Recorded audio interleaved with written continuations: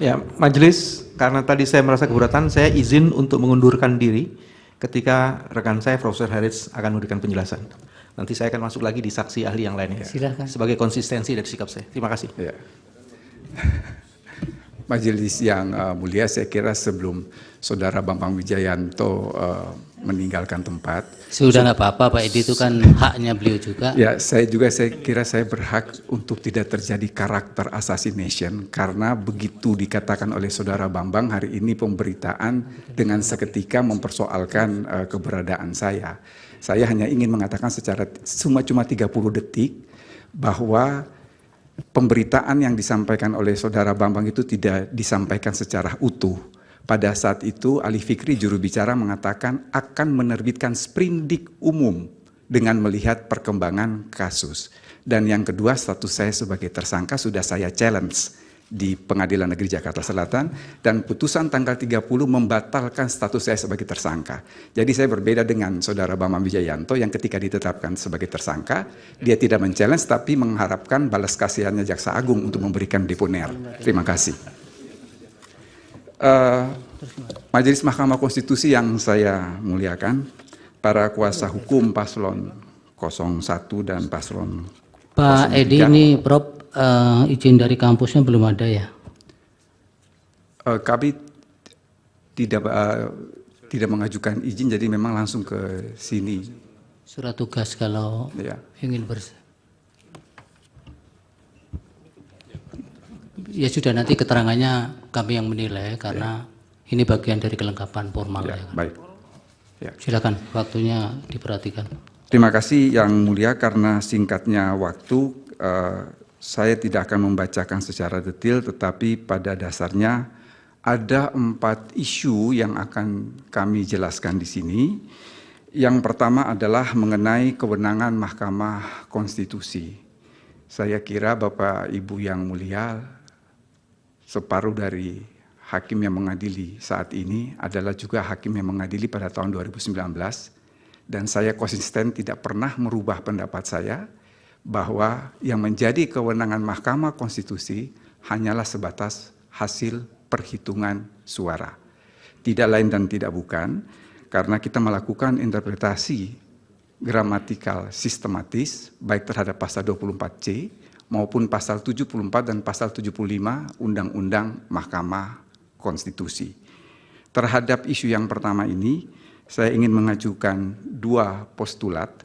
Yang pertama adalah primo executienda es verbis vis nes ceremoni visto obliteratur oratio si felix sine argumentis, yang berarti perkataan adalah hal pertama yang diperiksa untuk mencegah adanya kesalahan pengertian atau kekeliruan dalam menemukan hukum.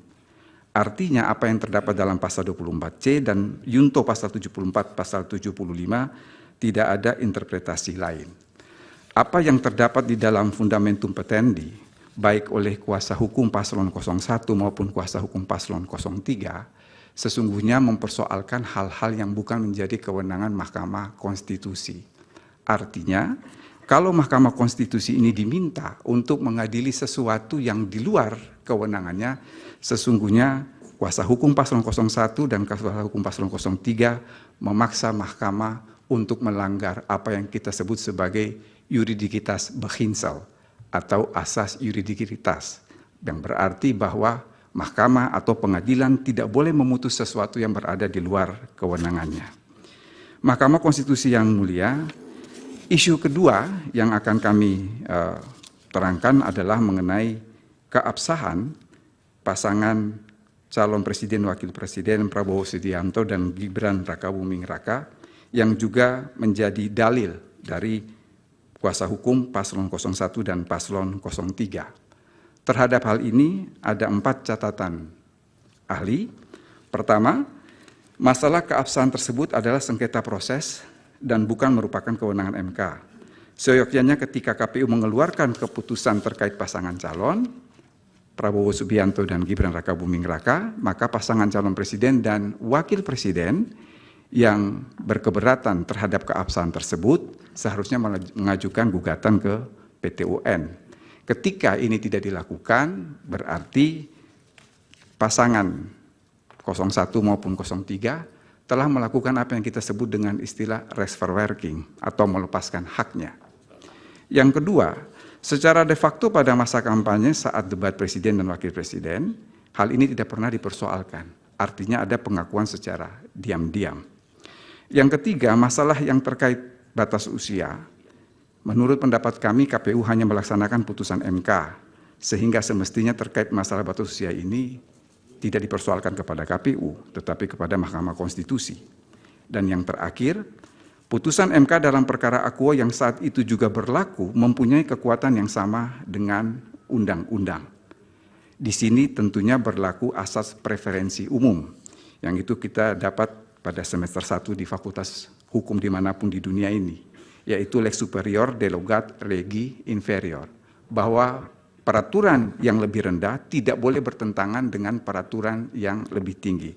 Bahwa seketika pada saat suatu putusan MK itu berlaku, seketika itu juga, dan ada peraturan di bawahnya yang bertentangan dengan peraturan yang lebih tinggi, maka sesungguhnya sifat dari peraturan yang di bawahnya itu bukanlah vernichtebar, bukannya dapat dimintakan pembatalan, tetapi dia bersifat nichte, atau batal demi hukum. Dengan demikian, dalil terkait keabsahan paslon Prabowo Subianto dan Raka Buming Raka ini sebetulnya sudah close the case. Yang berikut, isu yang ketiga, Mahkamah yang kami muliakan dan hadirin yang kami hormati, ini adalah terkait beban pembuktian yang didalilkan oleh kuasa hukum paslon 03, bahwa kewajiban pembuktian tidak hanya dibebankan kepada pemohon, paslon 03 semata, tetapi juga kepada termohon dalam hal ini adalah KPU. Kuasa hukum pemohon paslon 03 kemudian memberikan perbandingan dengan pembuktian yang terjadi di Uganda, Kenya, Malawi. Masih menurut kuasa hukum paslon 03, pembuktian awalnya adanya nepotisme akan dibuktikan oleh pemohon dan selanjutnya beban pembuktian berpindah kepada termohon untuk membuktikan tidak adanya nepotisme. Terhadap hal ini ada 4 tanggapan ahli. Pertama, Indonesia memiliki sistem hukum yang berbeda dengan Uganda, Kenya, Malawi, dan hampir seluruh negara di Afrika. Jadi kalau kita belajar mengenai sejarah dalam konteks teori hukum, di dunia ini ada 4 sistem hukum. Ada sistem hukum Islam, Anglo-Saxon system, Eropa Continental system, dan customary law system. Customary law system ini yang terdapat di Afrika atau sebagian besar negara di Afrika, kalau di Asia itu diikuti oleh Cina dan Jepang. Ketika kita berbicara mengenai sistem hukum, maka tingkat komparasinya itu sangat rendah. Dengan demikian, kalau kita kembali kepada hukum positif Indonesia, sesungguhnya kita hanya mengenal 3 teori pembuktian yang menjadi bewijsgronden atau dasar pembuktian. Yang pertama itu adalah positif bewijs teori atau teori pembuktian secara positif menurut undang-undang. Ini dipakai dalam perkara perdata. Di situ berlaku postulat actori incumbit probatio. Siapa yang mendalilkan, dialah yang wajib untuk membuktikan. Yang kedua adalah negatif bewijs teori, yaitu teori pembuktian secara negatif menurut undang-undang. Di sini hakim memutus perkara berdasarkan alat bukti ditambah dengan keyakinan. Teori ini didasarkan pada postulat actori incumbit onus probante, actore non probante, reus absolvitur, bahwa pembuktian dibebankan kepada siapa yang menuntut. Ketika tidak bisa dibuktikan, maka tuntutan itu harus dibebaskan. Artinya yang dituntut itu harus dibebaskan. Yang ketiga yang kita kenal dengan istilah conviction ratione, yaitu keyakinan atas dasar rasionalitas. Itu dipakai di negara kita juga, tetapi dalam pemeriksaan acara cepat terhadap tindak pidana ringan termasuk perkara lalu lintas. Yang ketiga, permintaan kuasa hukum paslon 03 bahwa pembuktian awal adanya nepotisme akan dibuktikan oleh pemohon dan selanjutnya beban pembuktian berpindah kepada termohon untuk membuktikan tidak adanya nepotisme. Hal ini jelas bertentangan dengan beberapa prinsip fundamental dalam pembuktian. Et combatit probitio qui dicit non quid negat. Beban pembuktian ada pada orang yang menggugat, bukan yang tergugat. Affirmanti non negati incumbit probatio. Artinya pembuktian bersifat wajib bagi yang mengiyakan, bukan yang menyangkal. reo negate, actori incumbit probatio. Artinya jika tergugat tidak mengakui gugatan, maka penggugat harus membuktikan. Yang keempat, ketika pembuktian itu diminta untuk dibebankan kepada termohon atau pihak terkait bahwa tidak melakukan sesuatu atau termasuk dalam konteks ini tidak melakukan nepotisme, ini pun bertentangan dengan asas negativa non sunt probanda, bahwa membuktikan sesuatu yang negatif itu adalah tidak mungkin. Dengan demikian, dalil yang berkaitan dengan beban pembuktian haruslah dikesampingkan karena merusak asas-asas dalam teori hukum dan sendi-sendi dasar dalam hukum pembuktian. Yang terakhir, Mahkamah Konstitusi yang mulia yang menjadi catatan kami, ini yang sangat menarik adalah berkaitan dengan pelanggaran TSM berupa nepotisme yang didalilkan oleh kuasa hukum pemohon paslon 03. Dalam Fundamentum Petendi diakui bahwa ada res vacuum atau kekosongan hukum terkait nepotisme sebagai bagian pelanggaran TSM. Dan oleh karena itu kuasa hukum pemohon paslon 03 meminta kepada majelis hakim untuk melakukan res finding atau penemuan hukum terkait nepotisme sebagai bagian dari TSM. Terhadap hal ini ada 4 tanggapan ahli.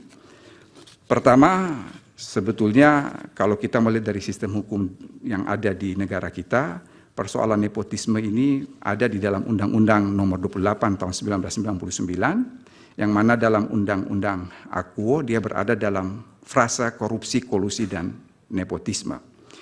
Yang kedua, bila mencermati dengan seksama dalam Fundamentum Petendi kuasa hukum paslon 03, tampak jelas dan terang dengan memasukkan nepotisme sebagai bagian TSM, berarti mengkonstatir nepotisme sebagai kejahatan. Pertanyaan lebih lanjut, jika diakui bahwa ada kekosongan hukum terkait nepotisme sebagai TSM, kemudian Majelis Hakim MK diminta untuk mengadili terkait nepotisme tersebut, bukankah hal ini bertentangan dengan asas legalitas sebagai prinsip yang amat sangat fundamental dalam hukum pidana? 3, kalaupun ini dipaksakan, Majelis Hakim harus melakukan penemuan hukum terkait nepotisme sebagai bagian TSM. Haruslah dipahami bahwa ada prinsip-prinsip penemuan hukum dalam hukum pidana yang membatasi hakim dalam melakukan penemuan hukum. Di antaranya adalah prinsip proporsionalitas, prinsip subsidiaritas, prinsip in dubio pro reo, dan prinsip exceptio firmat regulam. Berbagai prinsip tersebut hanya merujuk pada satu titik, bahwa penemuan hukum dalam hukum pidana tidak boleh memberikan kerugian kepada terlapor, terperiksa, tersangka, tertuduh, atau terdakwa atas kekosongan hukum tersebut. Yang terakhir, Majelis yang mulia, saya harus mengatakan bahwa ada contradictio interminis dalam Fundamentum Petendi kuasa hukum pemohon paslon 03. Di satu sisi Majelis Hakim MK diminta mengadili nepotisme sebagai bagian TSM, padahal diakuinya terdapat kekosongan hukum. Artinya Majelis Hakim diminta melanggar asas legalitas. Namun di sisi lain dalam Fundamentum Petendi, kuasa hukum pemohon paslon 03 mengutip buku How Democracy Die yang ditulis oleh Stefan Levitsky dan Daniel Ziblatt. Dalam buku itu terdapat anak kalimat yang berbunyi, beberapa pemimpin demikian membubarkan demokrasi dengan cepat, seperti Hitler sesudah kebakaran Reichstag 1933 di Jerman. Ini kebetulan, secara kebetulan yang mulia, saya mengulas sedikit saja dalam disertasi saya mengenai peristiwa bukan kebakaran, bukan terbakar, tapi pembakaran gedung Reichstag di Berlin, Jerman, gedung parlemen Jerman.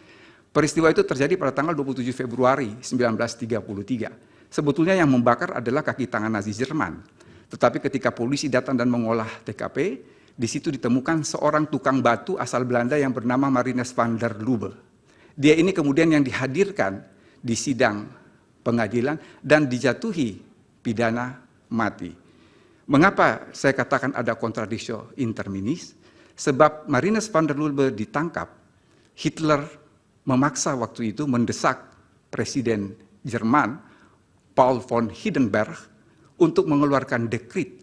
Dekret itu dikeluarkan tanggal 23 Maret 1933 dan diberlakukan surut 31 Januari 1933 supaya bisa menjatuhkan pidana mati terhadap Marinus van der Lubbe. Bahkan tidak hanya itu, Hitler memaksa pengadilan di Leipzig untuk melanggar asas legalitas. Ya, Jadi udah di cukup. sini Nggak ada kontradiksi. diketerangan kan itu, Pak.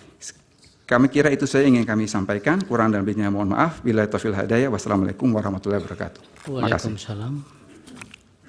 Dari pihak terkait ada yang ditanyakan? Ada yang mulia, tapi sebelum kami bertanya, kami juga minta penegasan dulu. Tadi Saudara Bambang Wijayanto menyatakan tidak setuju untuk menanyakan ini. Saya mau tanya, apakah itu artinya bahwa pemohon juga semuanya tidak akan bertanya kepada ahli ini? Karena mereka ini kan bertindak sebagai pemohon. Atau hanya Bambang pribadi saja yang tidak mau bertanya? Iya. Terus. Bagaimana? Pas nanti giliran kami akan kami jawab. Akan menggunakan hak untuk bertanya. Ini pertanyaan hakim, dijawab dulu. Oh, pertanyaan hakim. Kalau pertanyaan hakim saya jawab tidak akan menggunakan. Baik. Baik, jadi dari pihak terkait dulu, silakan. Yang mulia, tambahan sedikit, selain solidaritas dengan rekan kami Bambang Wijayanto, karena tadi prosedur resminya juga belum, karena belum ada surat izin. Jadi ada dua hal yang membuat kami tidak mengajukan kami pertanyaan. sudah catat tadi. Silakan. Makasih Dari Yang Mulia. pihak terkait. Bisa lanjut Pak Yang Mulia? Iya. Iya. Pada saudara ahli ya, Bapak Profesor Dr. Edi Hirij. Saya bertanya dua hal saja, nanti dilanjutkan lagi oleh teman saya, Satria Nararya. Yang pertama konsep lembaga peradilan Mahkamah Konstitusi ini kan dalam sepanjang yang berkaitan dengan perselisihan hasil pemilu, ini kan coraknya adalah speed trial. Karena waktu atau kuota waktu yang disediakan oleh undang-undang cuma 14 hari sudah harus putus. Ini sangat berkaitan dengan bagaimana kira-kira sangat erat kaitannya karakter dan corak menyelesaikan persoalan ini, perkara ini, yang tentunya juga sangat limitatif. Sebagaimana yang didalilkan oleh pemohon selama ini, banyak soal yang memang sangat banyak, yang tentunya sangat tidak mungkin, tidak kompatibel dengan konsepsi lembaga peradilan Mahkamah Konstitusi yang speed trial dan limitatif itu. Nah, ini berkaitan atau beririsan langsung dengan bagaimana teori atau bagaimana prinsip-prinsip pembuktian, bagaimana kira-kira mendudukan real evidence dalam konsepsi pembuktian dalam perkara dengan kecepatan tinggi seperti itu. Untuk bagaimana bisa meneropong semua persoalan, apakah termasuk proses, termasuk tahapan dan seterusnya dalam waktu 14 hari itu. Padahal pemahaman kami bahwa konsep itu bukan demikian, tetapi memang betul-betul hanya sebatas atau membatasi diri pada soal-soal yang berkaitan dengan hasil pemilu. Untuk konteks itu kami butuh saudara ahli bisa menjustifikasi dan bisa memberikan pendapat dan pandangannya secara teoritiknya seperti apa sebenarnya. Sehingga Mahkamah Konstitusi berangkat dari fitrahnya untuk menyelesaikan persoalan ini secara terbatas. Itu yang pertama. Tanpa harus mengabaikan prinsip-prinsip konstitusionalisme atau perlindungan terhadap hak asasi manusia. Yang kedua, tadi telah disampaikan ya, bagaimana semestinya sikap Mahkamah Konstitusi dalam menyikapi legal issue. Jadi salah satu isu penting yang kami underline dalam konteks ini adalah adanya satu vakum reh, semacam adanya kekosongan hukum versi pemohon gitu. Bagi kami tidak ada kekosongan hukum, tapi bagi pemohon kekosongan hukum. Nah, sepanjang terkait dengan isu ini, Mahkamah diminta untuk menyelesaikan soal-soal yang berkaitan dengan abuse of power atau KKN, yang seperti tadi diterangkan oleh saudara ahli, sebenarnya telah diatur juga secara terbatas dalam Undang-Undang 28 tahun 99 tentang penyelenggaraan negara yang bebas dari KKN. Ini sangat beririsan dengan soal kompetensi absolut daripada Mahkamah Konstitusi. Apakah perkara seperti itu atau dalil yang demikian ini bisa dianggap sebagai satu kekosongan hukum, ataukah mestinya harus didorong, Mahkamah harus mendorong persoalan ini untuk diselesaikan di lembaga peradilan konvensional yang lain, seperti di Pengadilan Tata Usaha Negara dan seterusnya. Bagaimana menurut ahli atas isu itu? Kami mohon pencerahan. Terima kasih, dilanjutkan oleh teman kami yang mulia. Silakan. Ya, terima kasih.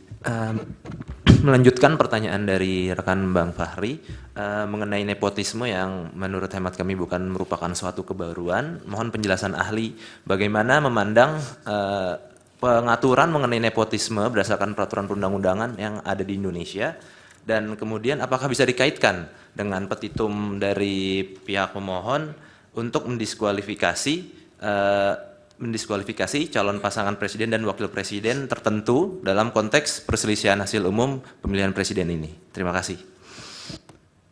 Baik, dari pemohon 1 tidak mengajukan pertanyaan. Pemohon 2. Terima kasih Yang Mulia.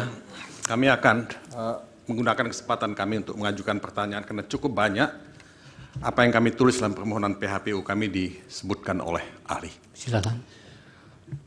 Yang pertama, memang kita berbeda paradigma. Desain konstitusional penyelesaian sengketa Pilpres ini memang menjadi isu yang sangat krusial di tahun 2024 ini.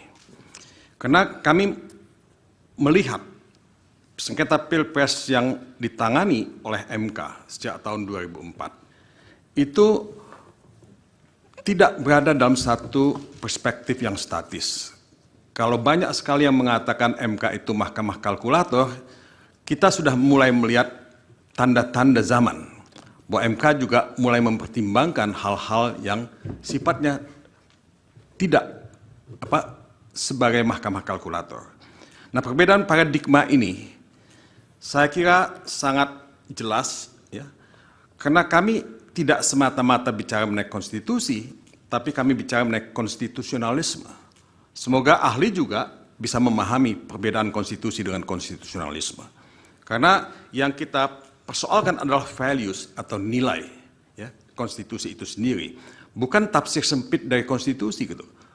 Nah, pengalaman kami dan pembacaan kami terhadap semua MK di seluruh dunia, yang mereka tegakkan itu adalah konstitusionalisme, tidak semata-mata konstitusi. Nah, dalam konteks ini, kami melihat perbedaan paradigma ini sangat jelas ketika ahli mengimpose, memaksakan beban pembuktian dalam konteks hukum pidana ke dalam penyelesaian sengketa Pilpres yang menurut kami tidak sepenuhnya tepat. Tidak mungkin dalam sengketa Pilpres, juga misalnya dalam sengketa hak asasi manusia, pembuktian sistem hukum pidana yang berdasarkan kepada apa yang disebut beyond any reasonable doubt, ini diterapkan dalam persoalan sengketa Pilpres. Makanya dalam permohonan PHPU kami bicara mengenai balance of probability. Beban pembuktian itu tidak semata-mata kepada yang mendalilkan, tapi juga kepada pihak termohon misalnya. Nah, disinilah kami harus mengatakan bahwa MK itu tidak hidup, tidak eksis dalam isolasi. Dia tidak hidup dalam vacuum politik, social vacuum, political vacuum. Dan dia juga bagian dari dinamika global perkembangan hukum tata negara. Austria kami sebut memang, Kenya kami sebut, Malawi kita sebut. Nah, dalam konteks inilah kami hanya ingin menekankan bahwa dalam rangka menghindari apa yang disebut miscarriage of justice, kami keberatan kalau ahli, ya, mengimpos sistem pembuktian hukum pidana dalam proses sengketa Pilpres semacam ini. Kami kira perbedaan paradigma ini tidak akan mungkin direkonsile, Yang Mulia.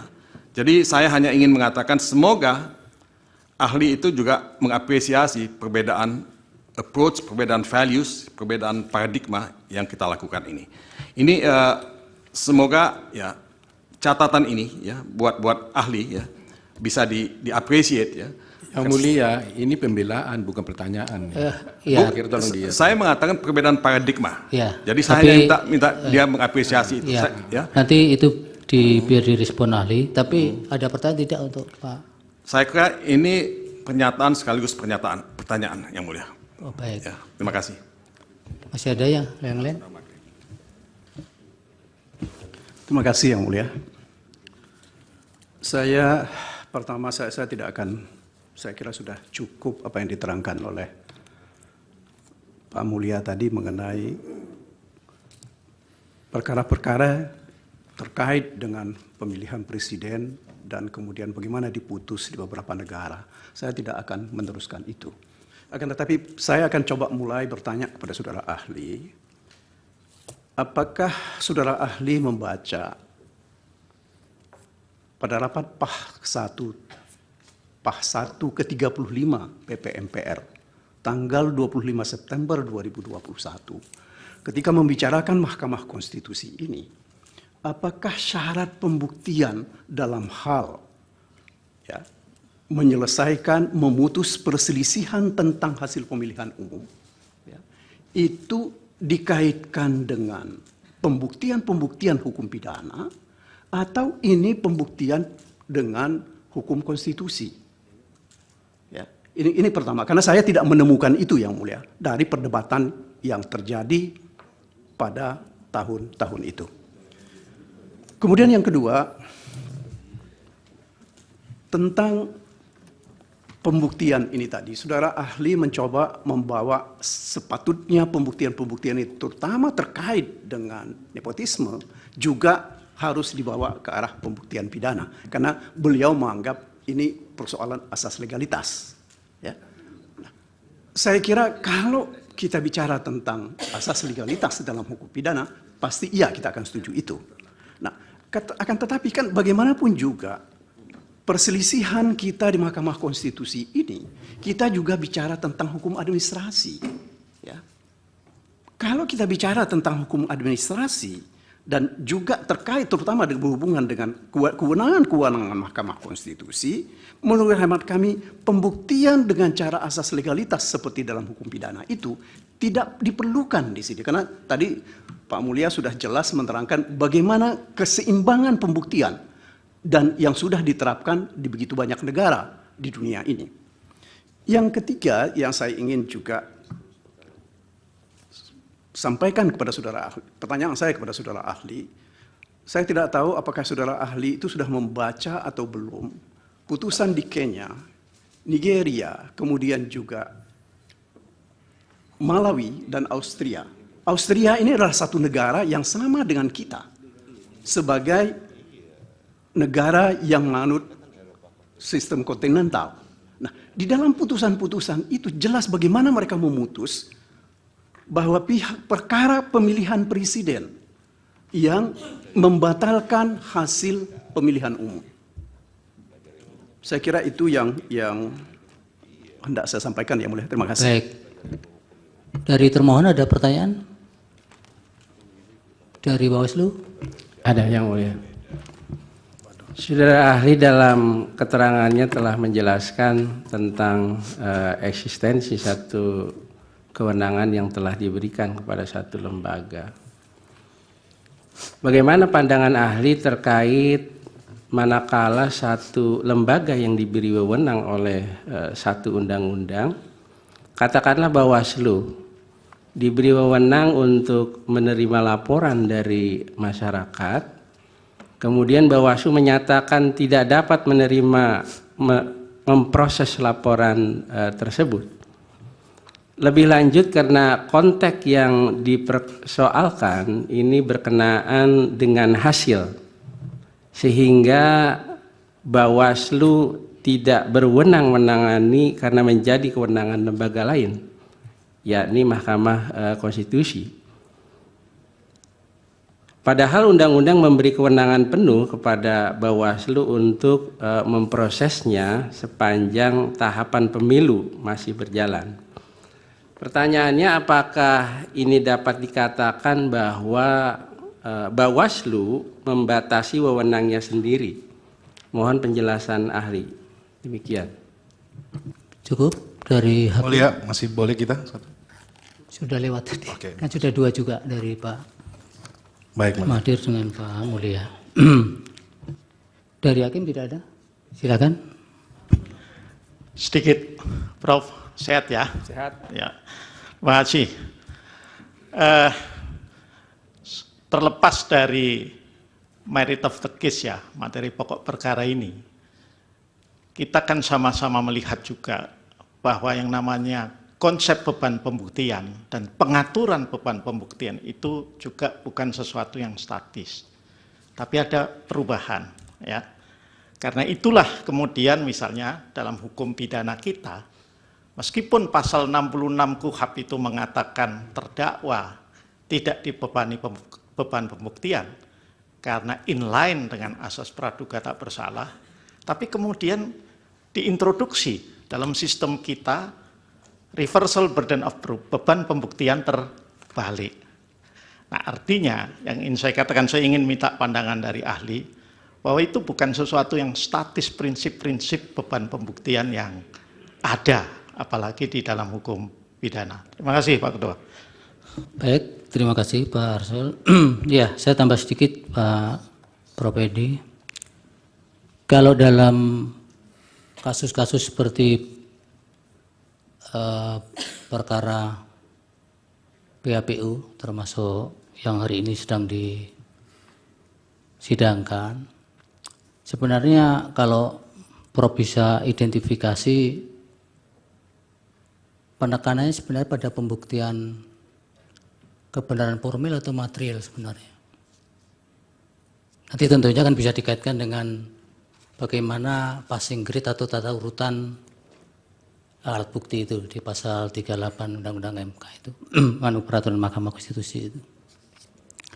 Kemudian yang berkaitan dengan paradigma tadi yang agak tajam perbedaannya tadi, apakah kemudian Mahkamah Konstitusi sebagai pelaku kekuasaan kehakiman dalam pengejauhantahan hak konstitusional sebagaimana diamanatkan pasal 24C itu, apakah kemudian tidak ada nuansa-nuansa bahwa sebenarnya di situ ada perusahaan-perusahaan hak konstitusional warga negara yang kemudian tidak serta-merta bisa diterjemahkan bahwa itu sebagaimana paradigma yang ada di perkara-perkara pidana, perdata, dan lain sebagainya. Jadi ada nuansa-nuansa khusus yang ada di peradilan Mahkamah Konstitusi meskipun sedangkan menjalankan fungsi mengadili perkara-perkara kasus konkret berkaitan dengan PHPU hari ini. Mungkin itu bisa dijelaskan sekalian. Ada tambahan dari Prof. Arif sedikit juga. Iya. Senang saya ketemu kalau anak muda pintar begini. Ya Prof. Edi. Ya, terima kasih Pak Ketua. Melanjutkan, tadinya saya nggak mau berkomentar, tapi melanjutkan apa yang sudah disampaikan oleh Pak Ketua ini. Begini, Prof. Edi. Di dalam pasal 24 itu kan memisahkan. Ada dua lembaga kekuasaan kehakiman. Satu Mahkamah Agung dan lembaga-lembaga peradilan di bawahnya. Dan yang kedua di pasal 24C-nya Mahkamah Konstitusi. Bisa nggak kita tafsirkan bahwa model badan peradilannya beda? Kalau yang Mahkamah Agung sampai di bawahnya adalah mengadili perkara-perkara yang konkret, meskipun Mahkamah Agung juga mempunyai kewenangan judicial review produk peraturan perundangan di bawah Mahkamah Agung. Tapi sama pengalaman saya, tadi menyinggung apa yang sudah disampaikan oleh Pak Todung Mulya Lubis. Saya kebetulan bergaul dengan para ketua Mahkamah Konstitusi sedunia, se-Asia, karena saya pernah ketua Mahkamah Konstitusi Asia. Yang terakhir saya ke Venice, kemarin ditugasi Pak Ketua, untuk rapat biro Mahkamah Konstitusi Dunia. Saya bergaul di forum itu, memang Mahkamah Konstitusi punya ciri khusus yang berbeda dengan Badan Peradilan Mahkamah Agung. Meskipun di beberapa negara, kewenangannya jadikan satu, antara Supreme Court dan Constitutional Court. Nah, dalam hal ini, ada kekhususannya, Mahkamah Konstitusi itu kan lembaga the guardian of the constitution, sekaligus the guardian, kalau saya mengatakan sekaligus the guardian of state ideology. Kemudian the rule interpreters of the constitution. Nah, dalam hal ini konstitusi itu kan mengatur hal-hal yang sangat terbatas, rigid, tidak sebagaimana undang-undang yang panjang lebar itu. Nah, untuk menghidupkan mahkamah, untuk menghidupkan konstitusi, karena konstitusi yang tidak mudah berubah itu, Mahkamah Konstitusi diberi tugas untuk menafsirkan sesuai dengan perkembangan zaman. Kita kenal ada teori the living constitution. Nah, dalam kaitan ini, apakah betul kewenangannya strict? Apakah tidak bisa dihidupkan dari masa ke masa? Di Mahkamah Konstitusi, pada waktu kepemimpinan Pak Jimli Asidiki, kemudian agak juga bergeser ke pimpinan Pak Mahfud, juga bergeser ke kepemimpinan pada waktu Pak Akil, dan selanjutnya saya, yang sekarang terakhir kepemimpinan Pak Suhartoyo. Kan memungkinkan dalam upaya sebagai the living constitution itu menafsirkan konstitusi, pasal 24-nya kita bisa tafsirkan dalam istilah Haryo Mataraman, ya, menafsirkan mulur mungket kan boleh.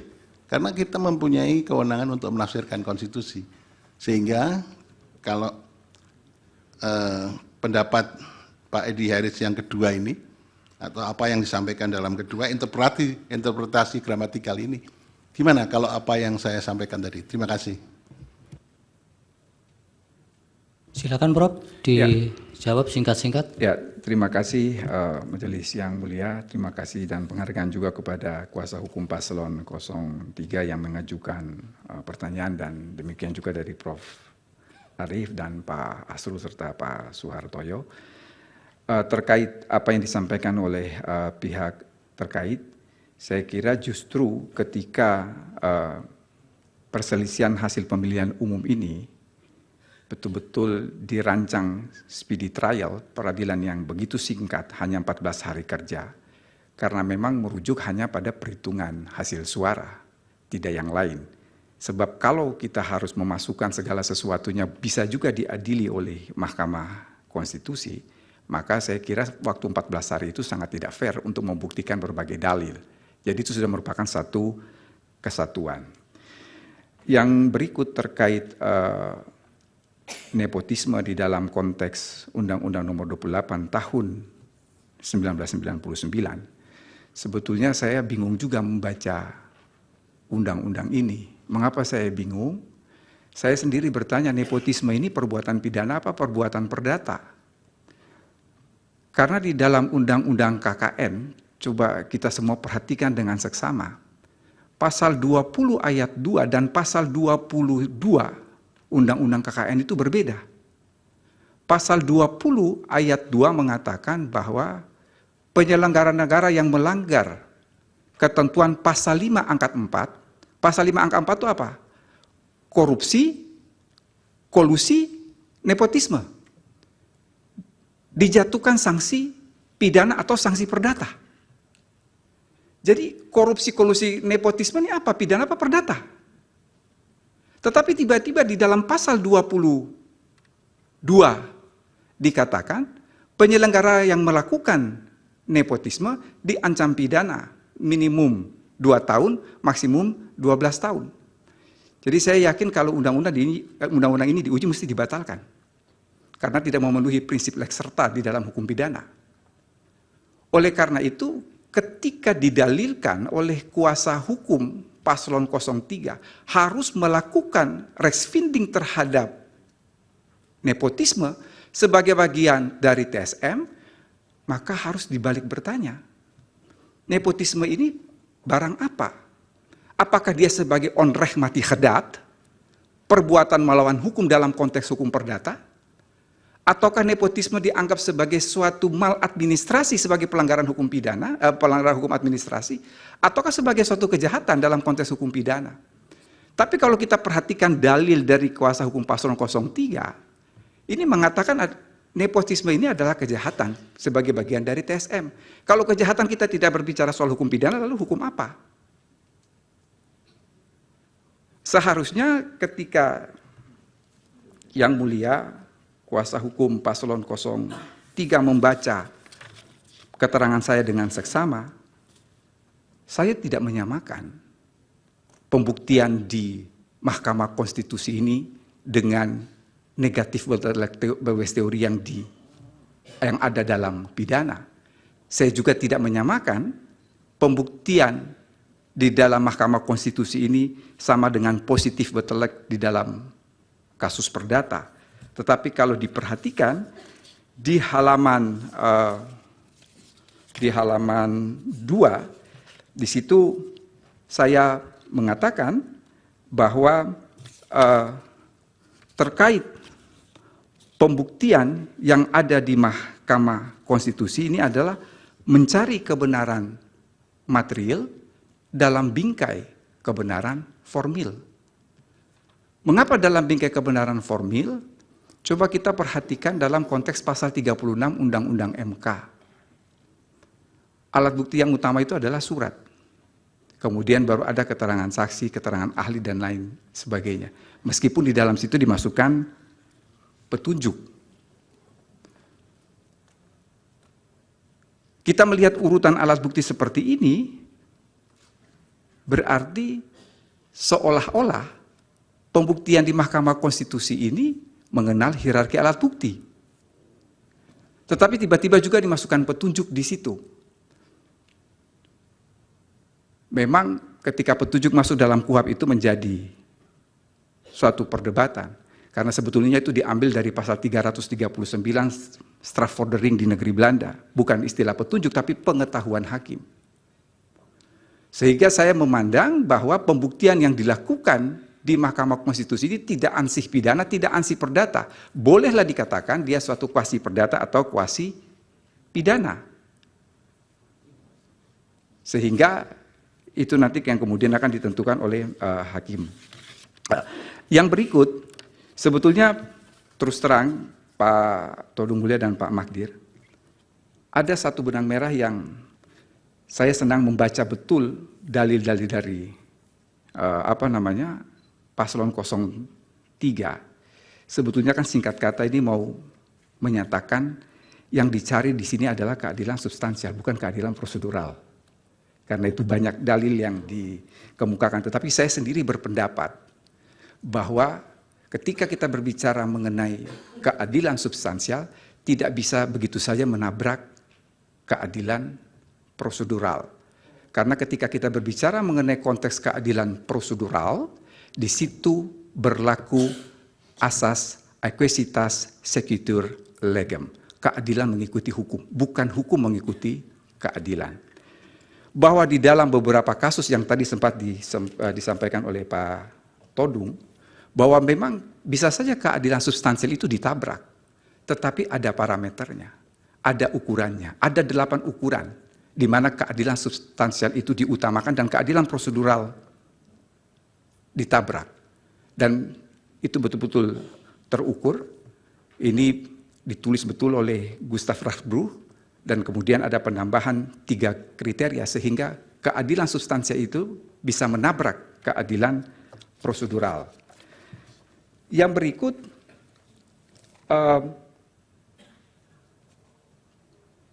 dari Pak Asrul, yang mulia, bahwa tidak tepat juga kalau kita menggunakan istilah omkering van Boweslas atau pembuktian terbalik. Karena sebetulnya yang ada dalam beberapa undang-undang kita itu bukan pembuktian terbalik. Pasti saya yakin yang dimaksudkan itu adalah soal tindak pidana korupsi. Yang ada di tindak pidana korupsi itu adalah pembuktian berimbang. Karena ada yang menjadi hak penuntut umum, ada yang menjadi kewajiban penuntut umum, ada yang menjadi hak terdakwa, dan ada yang menjadi kewajiban terdakwa. Jadi dia sebetulnya lebih pada pembuktian berimbang. Bukan omkering van Boweslas yang pembuktian itu sepenuhnya diserahkan kepada terdakwa. Yang berikut adalah terkait ini yang izin Pak Ketua, yang ingin saya katakan adalah bahwa konsep tentang atau doktrin tentang beban pembuktian itu faktualnya juga bergeser, gitu loh. Betul. Tidak seperti pada prinsip awalnya, itu saja. Makasih. Bahwa prinsip pembuktian itu bergeser boleh-boleh saja, tetapi tolong semua dinyatakan di dalam undang-undang. Karena pembuktian itu hal yang paling prinsip dalam pengadilan. Oleh karena itu ketika berbicara mengenai pembuktian, di situ berlaku 3 asas yang tidak boleh dilanggar, yaitu lex praevia, lex serta, lex scripta, dan lex stricta. Jadi dia betul-betul harus jelas, tegas, dan tidak boleh diinterpretasikan lain daripada apa yang tertulis, karena ini menyangkut nasib orang. Saya kira Pak Todung tahu persis ketika kita berbicara soal hukum acara, karena Pak Todung, Pak Magdir ini kan pengacara-pengacara top yang selalu mengutamakan hak asasi manusia. Sehingga tidak bisa dinegasikan begitu saja dengan dasar bahwa keadilan substansi.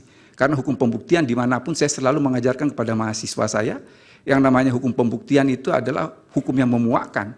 Karena terkadang kebenaran formil akan mengesampingkan kebenaran material. Tapi itulah hukum pembuktian.